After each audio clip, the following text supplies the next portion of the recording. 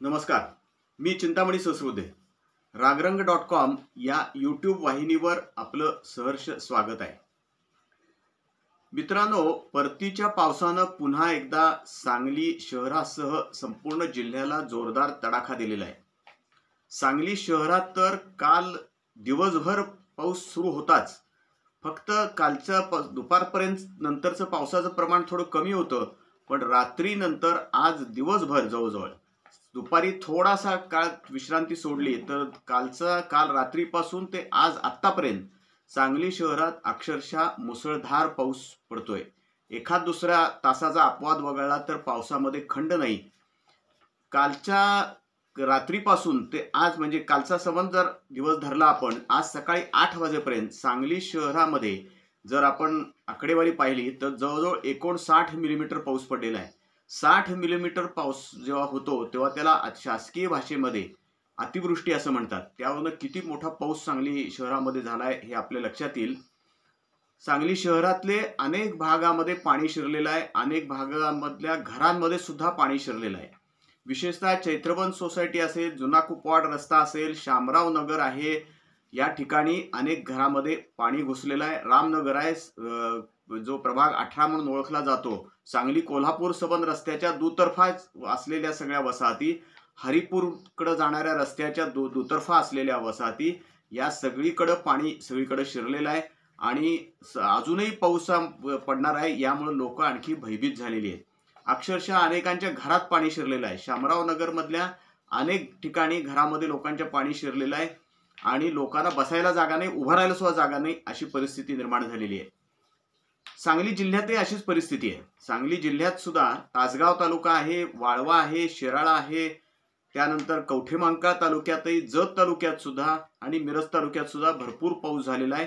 जत तालुक्यात तर ह्या आधीच मोठ्या प्रमाणावर मुसळधार पाऊस अनेक वेळेला झालेला आहे. त्यामुळे तिथं शेतीचं नुकसान झालंय. ते शेतकरी आणि तिथले लोक ओरडत आहेत की आम्हाला मदत द्या म्हणून, कारण सगळी पिकं जवळजवळ पाण्याखाली गेलेली आहेत, पावसामुळे गेलेली आहेत.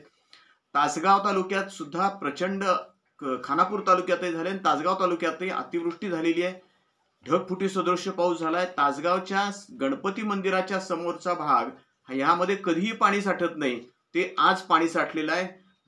सकाळपासून तासगावच्या गणपती मंदिर जे प्रसिद्ध ऐतिहासिक गणपती मंदिर आहे त्याच्या समोरच्या परिसरामध्ये संपूर्ण पाणी खेळत होतं तासगावमध्ये.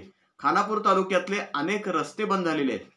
मिरज तासगाव जो रस्ता आहे, म्हणजे मिरज तासगाव ते थेट असा काकडवाडी मधून जो रस्ता जातो तो सुद्धा काकडवाडीच्या ओढ्याला पाणी आल्यामुळं पूर्णपणे रस्ता बंद झालेला आहे. म्हणजे खानापूर तालुक्यात सुद्धा अनेक रस्ते पाणी रस्त्यावर आल्यामुळं बंद झालेले आहेत.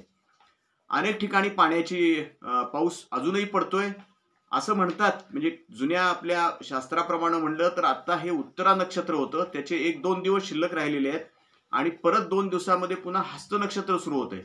हस्त नक्षत्राचा पाऊस हा फार जोरात कोसळतो असं म्हणतात. म्हणजे आतापर्यंतचा अनुभव असा आहे. आता त्यामुळं आणखी लोकांना धडकी भरलेली आहे. हा पुढचा हस्त नक्षत्राचा पाऊस आणि काय करतोय, हा कमी दाबाच्या पट्ट्यामुळे आलेला पाऊस आहे. पुढचा पाऊस नेहमीच्या नक्षत्राप्रमाणे हस्त नक्षत्राचा पाऊस आहे. त्यामुळं सगळे नागरिक, सगळे ग्रामस्थ, सगळे शेतकरी घाबरलेले आहेत. शेतामध्ये अक्षरशः 3-3 महिने पाणी आहे. वाळवा तालुका असेल, मिरज तालुका असेल, मिरज तालुक्याचा पश्चिम भाग आहे, शिराळा तालुका आहे, तासगाव तालुका आहे, खानापूर तालुक्यात सुद्धा अशीच परिस्थिती आहे. सगळीकडे रानामध्ये पाणी साचून राहिलेलं आहे. ऊसाच्या पिकामध्ये सुद्धा पाणी राहिलेलं आहे. ऊस पीक हे तसं बळकट समजलं जातं पावसाला, पण त्याला सुद्धा तडाखा बसेल अशी आता परिस्थिती ह्या सततच्या पावसामुळं. खरं म्हणजे दिवाळीच्या आसपास किंवा दिवाळीच्या आधीच खरं म्हणजे गळीत हंगामांचे शुभारंभ होतात, रोलर पूजन वगैरे होतं आणि प्रत्यक्ष कामाला सुरुवात होत असते.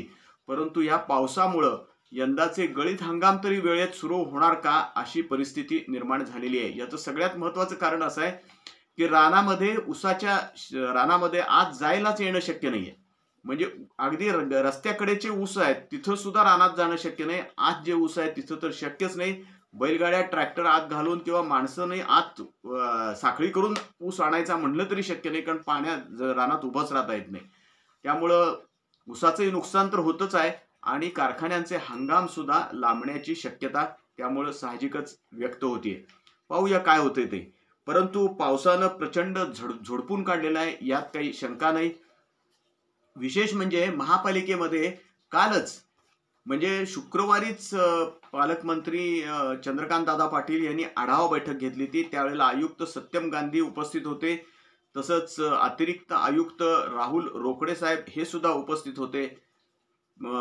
माजी उपमहापौर शेखर इनामदार उपस्थित होते, जयश्री बहिणी पाटील उपस्थित होत्या आणि पृथ्वीराज पाटील, त्यानंतर समित कदम असे सगळे नेते सुद्धा त्या बैठकीला उपस्थित होते. त्या बैठकीत पालकमंत्र्यांनी प्रशासनाला नागरी सुविधा नागरिकांना व्यवस्थित द्या म्हणून सांगितलं. स्वच्छ पाणी द्या, सांडपाण्याचा निचरा करा, रस्ते चांगले करा. आजच त्यानंतर लगेचच पाऊस आला आणि आज संबंध सांगली शहरातच नव्हे तर कुपवाड असेल, मिरज असेल, इथं सुद्धा प्रचंड पावसामुळे नुकसान झालेलं आहे. रस्ते पुन्हा एकदा सगळे उखडलेले आहेत, रस्ते बंद पडलेले आहेत, ठिकठिकाणी पाणी साठलेलं आहे आणि त्यामुळं पावसाचं पाणी काढणं हाच सगळ्यात कठीण प्रश्न झालेला आहे. पावसाळ्यापूर्वी खरं म्हणजे गटारी साफ केल्या जातात, पावसाचं पाणी वाहून जावं म्हणून व्यवस्था केली जाते, परंतु तसा काही परिणाम झालेला दिसत नाहीये. कुठंही पावसाचं पाणी वाहून गेलंय आणि रस्ते मोकळे झालेत, घरामध्ये पाणी घुसत नाहीये असं कुठेही होत नाही. सगळीकडे घरात पाणी घुसतंय. ड्रेनेजचं पाणी सुद्धा आता शामरावनगर आणि या भागामध्ये लोकांच्या घरात शिरलेलं आहे. त्यामुळं प्रशासनानं तातडीनं हालचाल केली पाहिजे. पूर्णपणे सगळी यंत्रणा कामाला लावून अजून सुद्धा रस्ते हे पाण्याची जे स्त्रोत आहेत ते साफ केले पाहिजेत. पावसाचं पाणी बाहेर काढण्याची व्यवस्था केली पाहिजे. भोबे गटारीतनं पाणी लोकांच्या घरात शिरलेलं आहे, त्यामुळे त्याकडेही तातडीनं लक्ष देण्याची गरज आहे. सगळीकडे पावसामुळे फार मोठी दैना उडालेली आहे आणि त्यामुळं सरकारनं सुद्धा, शासनानं सुद्धा, जिल्हा प्रशासनानं सुद्धा ह्या सगळ्या गंभीर परिस्थितीची दखल घेतली पाहिजे.